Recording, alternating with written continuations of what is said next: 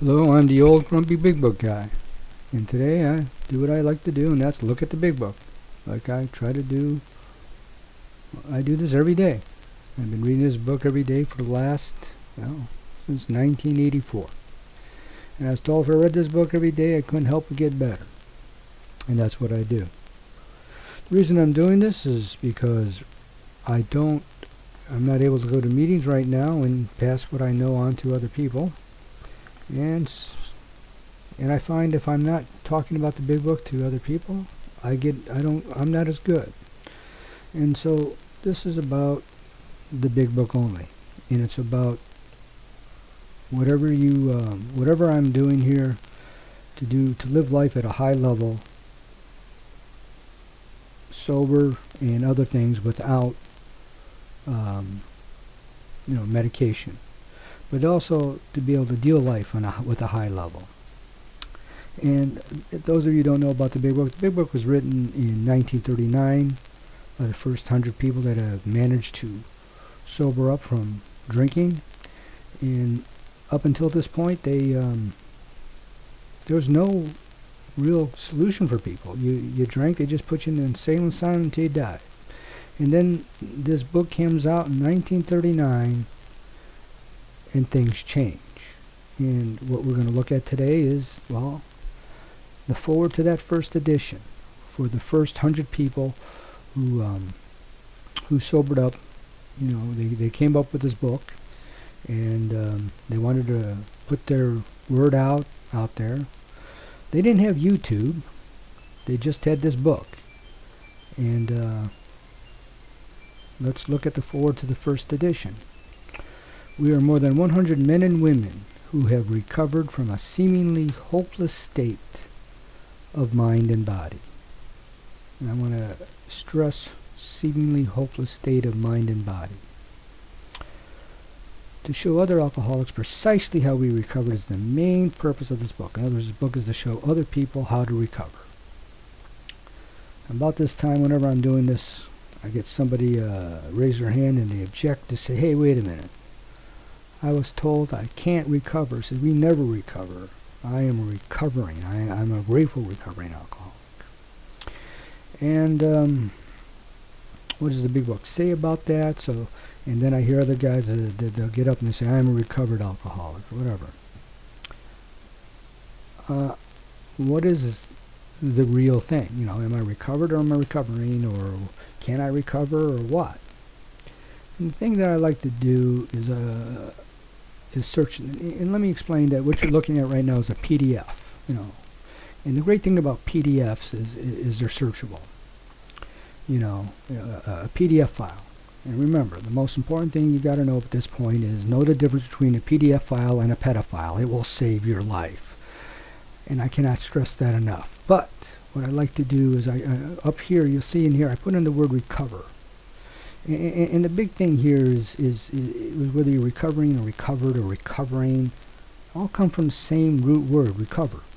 And recover means to take back or to get back. And if I were to recover from the COVID virus, I would be exactly where I was before I had that virus.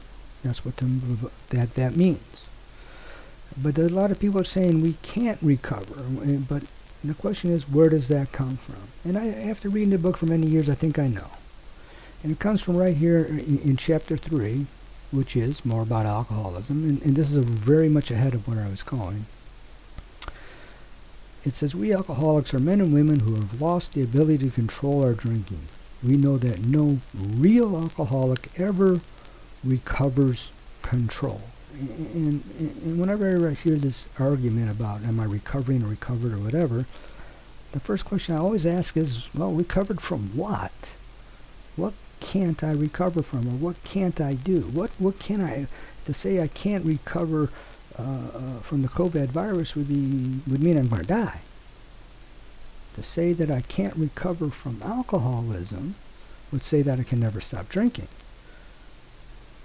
But to say I can never recover control, now what does that mean?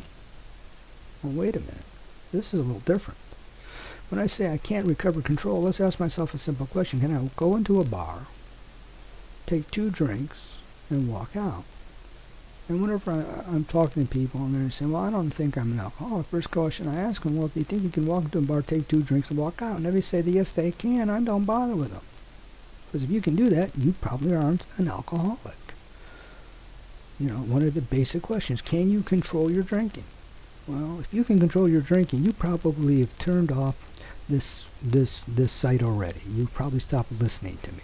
You don't, because you could walk into a bar and you can control your drinking. You are not an alcoholic. That just. But if you're still listening, you're probably thinking, well, why can't I control it? Why can't I just do what I see many other people do, and that is go and control my drinking? You know, and that's a great question, and the answer is, well, if you're an alcoholic, you can't.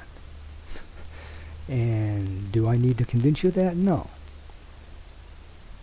Yeah, I don't have to convince you that. It's real simple. Go to a bar and try to take 2 drinks. If you can do that, no problem. You ain't an alcoholic. Or maybe you could stop drinking on your own. You could control it. You're not an alcoholic. So those people wouldn't be too interested in anything I have to tell them. But let's get back to this. What happens if you were that person that can't control it? What happens if you were that person that couldn't go into a bar and take a drink and not stop? Well, you couldn't drink. But that in itself doesn't make you an alcoholic. Because the fact is, just don't go into a bar and just don't drink. You know, there's 2 parts of this mind and body. The first part is what we call the phenomenon of craving, and that we're going to get into later. That is where I take 1 drink, put it in my body, and I can't stop. And I call that the Lay's potato chip idea. If I take 1 Lay's potato chip, can I just stop at that 1 potato chip? Can you eat just 1? Well, great. No, I don't. I can't. Great. Well, just don't eat potato chips. Okay. And then you go about and you're thinking about not eating potato chips, and you're not eating potato chips. Just don't think about potato chips. And one day, you're looking at your white material, the white interior of your car, and you notice there's like red stuff all over it. And you're wondering where this red stuff comes in. You look down and you have your hand in a bag of barbecue chips, and there's red stuff all over your car, and everyone's looking at you like you're an idiot. Well, that's the phenomenon of craving. But that's also the mental obsession. That mental obsession where it's, well, yeah, I shouldn't eat potato chips, and I go out and I eat them. And that's what we mean by mind and body. Those 2 things which we go into later. And I'm jumping way ahead, and I don't want to go into that, and I'm putting too much into that. But that's what the difference between the 2. I can't recover control. I can't control my drinking. But yet I haven't drank since what? 1983. I recovered from a seemingly hopeless state of mind and body, where my body wants to put it in me and my mind wants to put it in it. Or let me rephrase that.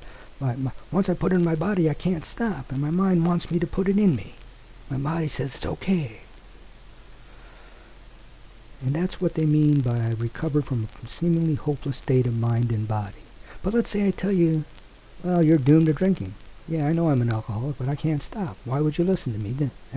And there's the crux of what that's the importance of that statement. You know, imagine you wanted to clean your house for a second. And you went to YouTube. Learn everything from YouTube. And you're watching this person clean their house. They're telling you how to clean their house, and their house is a mess. You listening to that person? No. So if I can't tell you that I'm not drinking, why would you listen? For them, we hope that these pages will prove so convincing that no further authentication will be necessary. In other words, as they go through this book, they are going to convince you that A, that they are alcoholics, that they can't control their drinking, and that they were able to stop. Now, you may not agree with that, but one thing you must, I think, agree with that, or let me rephrase that. I think if you read this book, you'll be convinced that these guys were hopeless and they had no choice but to drink. And at what levels would these guys have to take to stop? We think this account of our experience will help everyone to better understand the alcoholic. Many do not comprehend the alcoholic as a very sick person. All right. If you can't go into a bar and take 2 drinks and walk out, you're a sick person. And besides, we're sure that our way of living has advantages for all.